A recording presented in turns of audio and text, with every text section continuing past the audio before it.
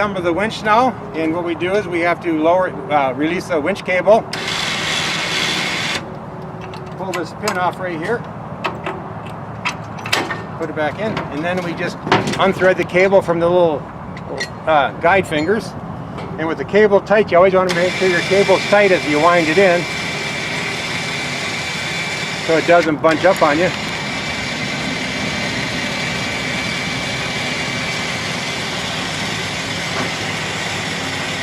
And you don't want to deadhead the cable, you just want to bring it in tight enough so it's snug. There you go, right there. So that's done. What I'm going to do now is I'm going to disconnect the cables, the control, so I don't activate the winch accidentally. So I unplug this. Now my cable's free. I'll set it here for the time being.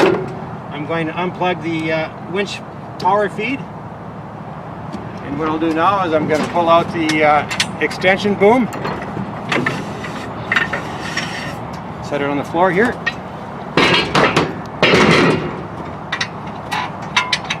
And then we're going to pull the cylinder out.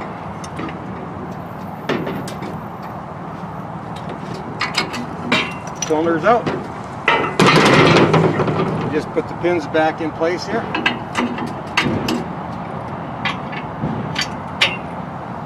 And what we do is we just pull the main boom out here. Pull the pin, and it comes out.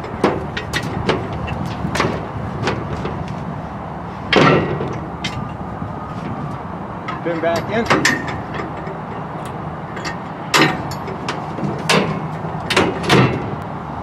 And then what I'm going to do is I'm going to go underneath, and I have a pin to remove out of the jib socket. So I'll go out of the basket and pull the pin. Set it down. Now we go back up on the deck. So now we've got it unpinned from the jib socket. We just lift this out of the socket right here, and we just set it right on down.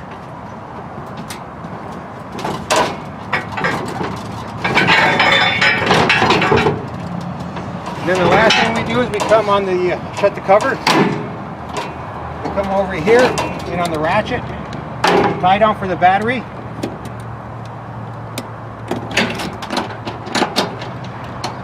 Disconnect that here. Ready to go. And that's it. That's the assembly of the jib winch. Good.